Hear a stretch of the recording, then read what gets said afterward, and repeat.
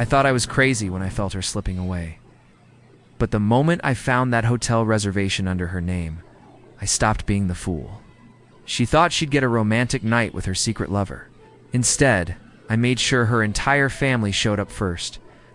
Before I tell you how I flipped the script on her betrayal, hit that like button, because this one isn't just revenge. It's poetic justice. I used to think love had a rhythm, something steady, like breathing. You trust that the person beside you is inhaling when you exhale, moving in sync with your heart even when words aren't spoken. That's how it used to be with Alara, until one day, it wasn't. It didn't start with something obvious. That's the thing about betrayal, it doesn't crash through the door. It seeps in quietly, like a draft you can't quite locate, but you feel it anyway. At first, it was small things. Her laughter, the one I used to live for, became rare.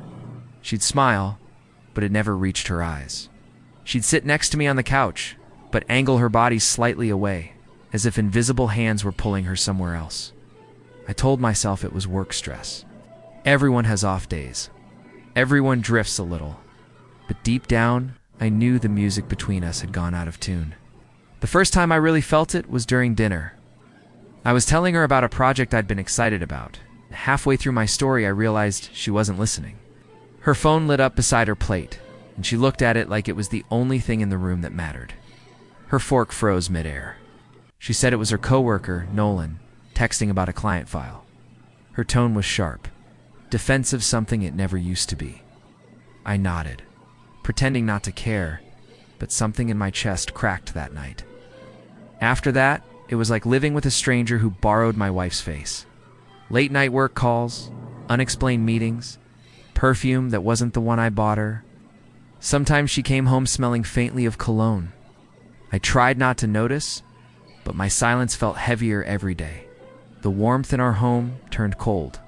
The bed we shared felt bigger, emptier, like she was slipping away inch by inch. I remember sitting at the edge of that same bed one night, staring at her sleeping face, wondering when I became the outsider in my own story. I kept telling myself, Lucan, don't be paranoid. But love sharpens your instincts. You can lie to your mind, but your heart knows when it's being replaced.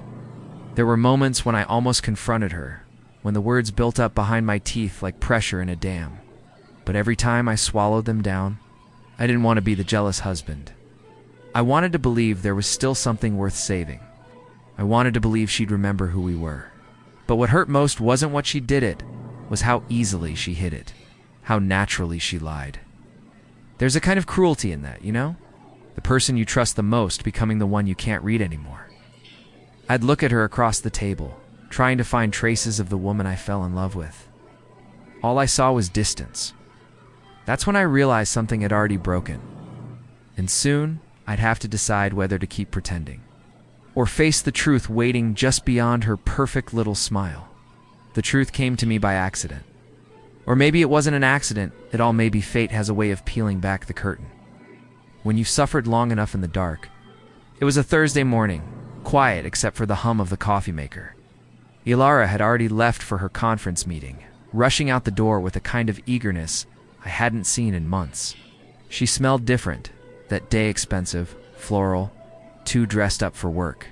Something in me finally stopped making excuses. I opened her laptop. I'd never done that before. I told myself it was wrong, but when love starts to rot, you start digging to see where the smell comes from. Her inbox was clean to clean, but in the spam folder, buried between useless promotional emails, I found it. A hotel confirmation. The Silverwood Inn. One night. Deluxe suite with private dinner set up for two. Her name was on the booking, along with a note. Can't wait to see you again. My hands went cold. I stared at the screen, reading and rereading that message, as if I could make it say something else. My breath turned heavy, my pulse thudding in my ears. There it was, the proof I'd been trying not to find. Every lie she'd told suddenly made sense.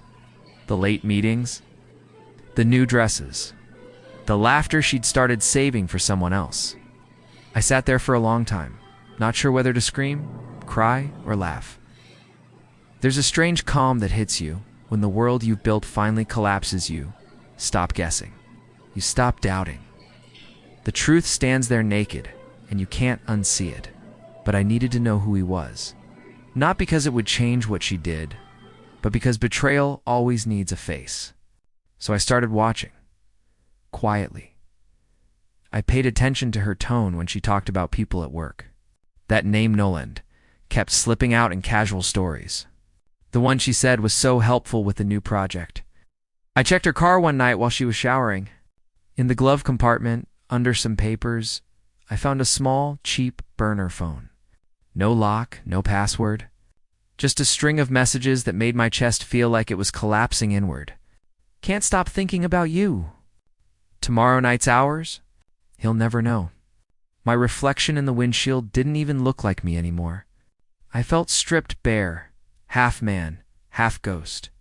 But instead of rage, what I felt most was clarity. Every lie she'd told had built a map to this moment. When she walked in later that night, humming like nothing was wrong, I looked at her and realized something. She had no idea that I already knew. No idea that every sweet word she'd say from that moment forward would fall on someone who was done being the fool. And that was the moment everything changed. I wasn't going to confront her. I wasn't going to cry or beg for honesty. I was going to make her truth reveal itself loudly, publicly, and in the one place she thought she'd be safe.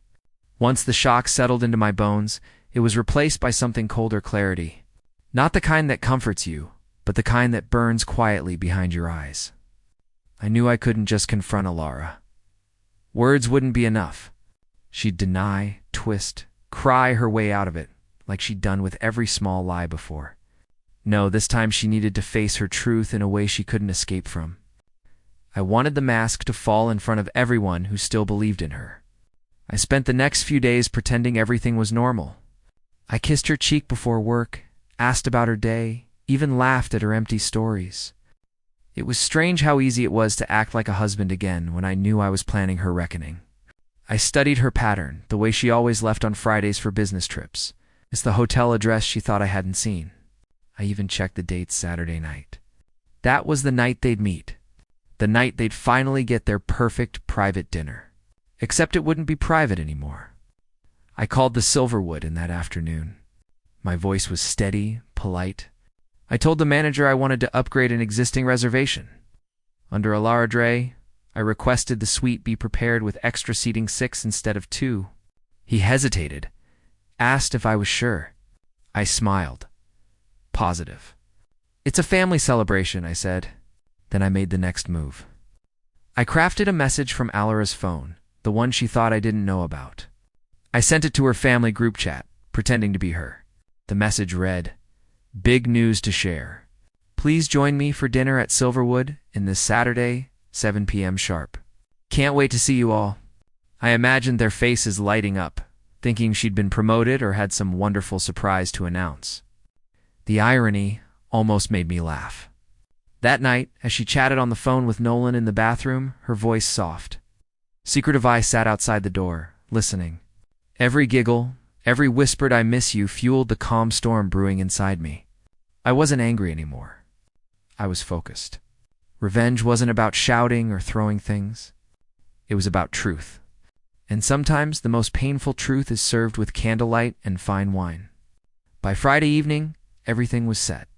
I confirmed the reservation, sent flowers under her name, and paid for the dinner in advance. I even asked for a romantic playlist to be played at her table. Every detail had to be perfect. When she left for her conference that morning, dressed in her best outfit, she kissed me goodbye, just a quick casual kiss. I smiled back, memorizing the moment, knowing it was the last lie she'd ever tell me to my face. I didn't follow her that day. I didn't need to. I'd already rewritten the ending of her story.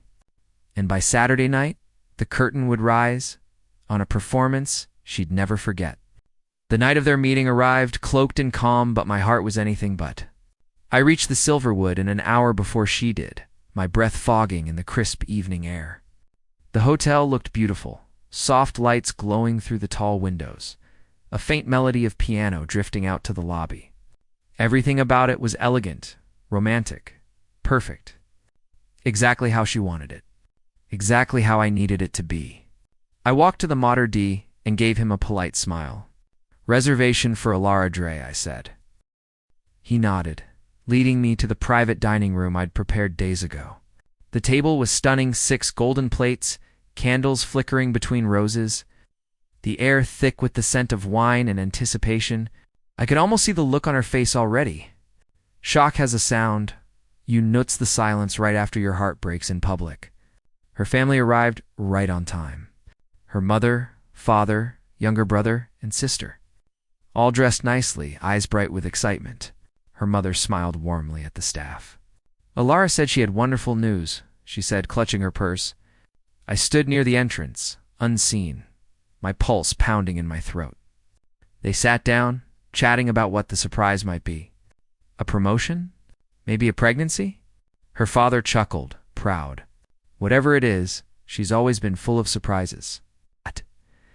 They didn't know how right he was. At 7:12 p.m., she walked in. I'll never forget that moment. She entered holding Nolan's hand, laughing softly until she saw them. Her whole body froze. The color drained from her face. Nolan looked confused at first, then panicked as her mother stood up, eyes wide with disbelief. "Alara?"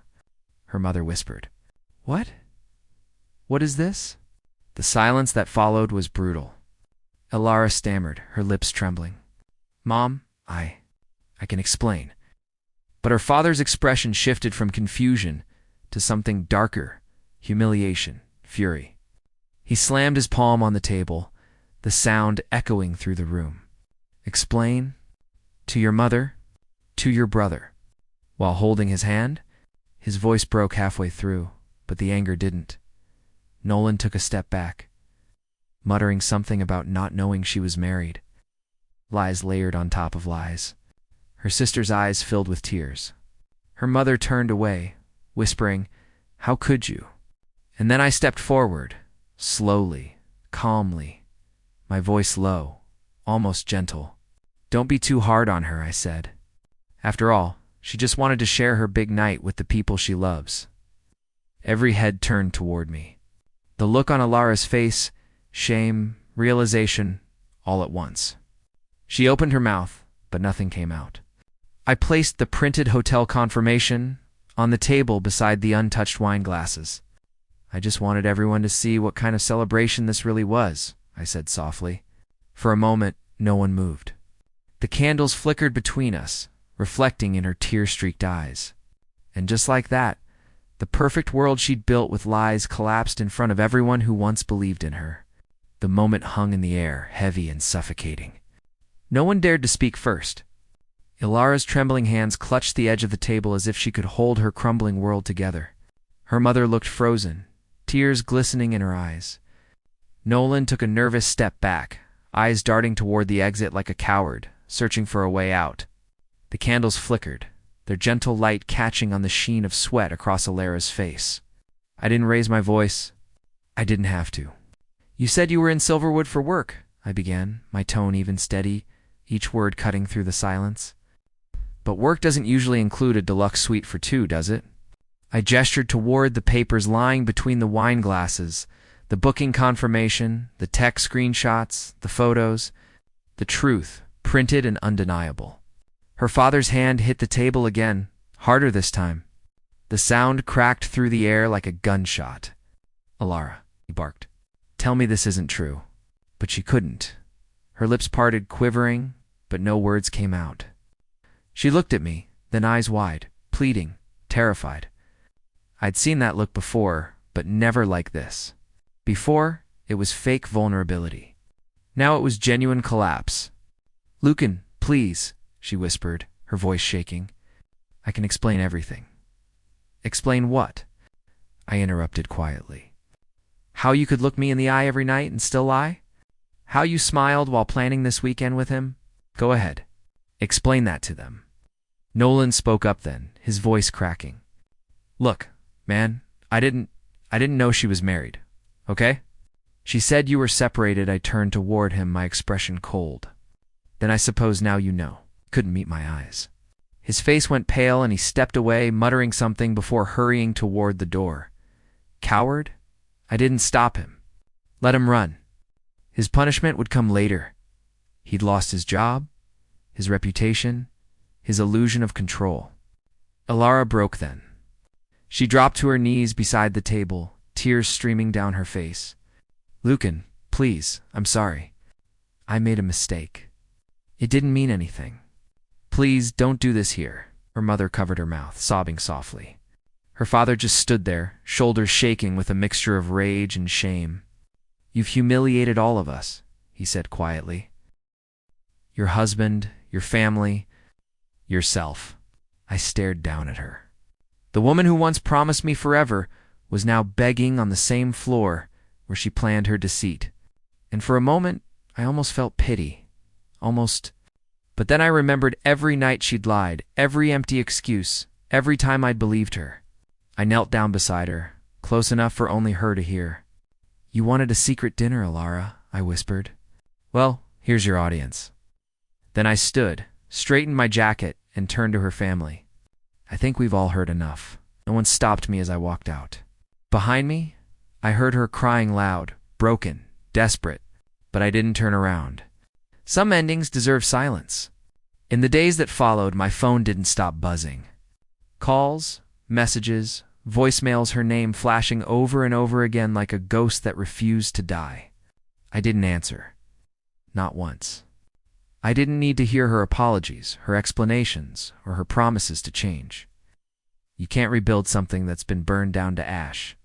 And that night at the Silverwood Inn, Ilara's lies went up in flames in front of everyone who mattered. I heard the aftermath through the grapevine. Word spread faster than I expected.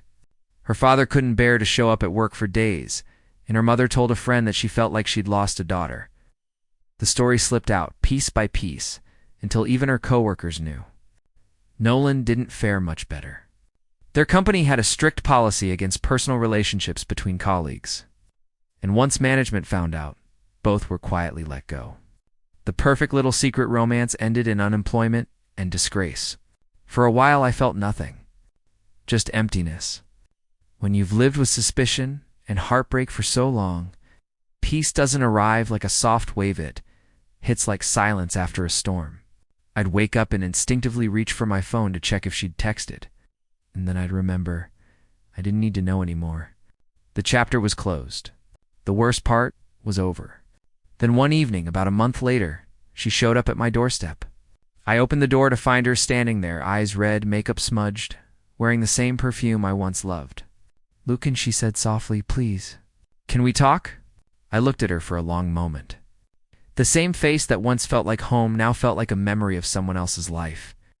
I stepped aside just enough for her to think I might let her in. Then I shook my head. "No, Alara, you've said enough. You just didn't realize I'd stopped listening." She started crying, whispering that she lost everything, her job, her family's respect, her friends. And in that moment, I understood what karma really means. It doesn't always come with thunder or fire.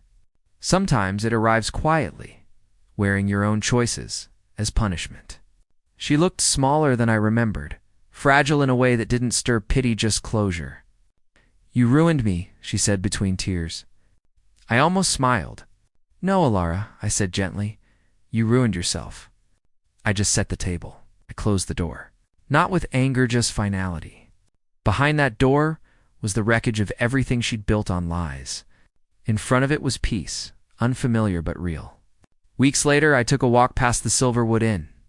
The same golden lights shimmered through the windows. But the place felt different, lighter, like it had exhaled. I stood there for a moment, then turned away, a quiet smile tugging at my lips. Revenge didn't fix my heart. It didn't erase the pain, but it gave me something I hadn't felt in a long time: control. And as I walked away, I whispered to myself, karma always shows up. You just have to make the reservation. People think revenge is about anger. But standing there with everything behind me, I realized it's not. It's about truth. It's about showing the world that the person who broke you can't hide behind lies forever. I didn't destroy Elara's life, she did that herself. I just turned on the light so everyone could see it happen. These days, I don't think about her much. Sometimes I still catch myself remembering the way she used to laugh, the way she once said forever like she meant it. But then I remind myself love, without honesty, is just performance. And I was done playing a part in her show. I've learned that healing doesn't always mean forgiveness. Sometimes it just means walking away with your dignity intact. Sometimes it means letting karma do what you no longer need to. So if you've ever been betrayed, if you've ever given your all to someone who chose deceit instead of love, remember this: you don't need to destroy them. Just let the truth find them. It always does.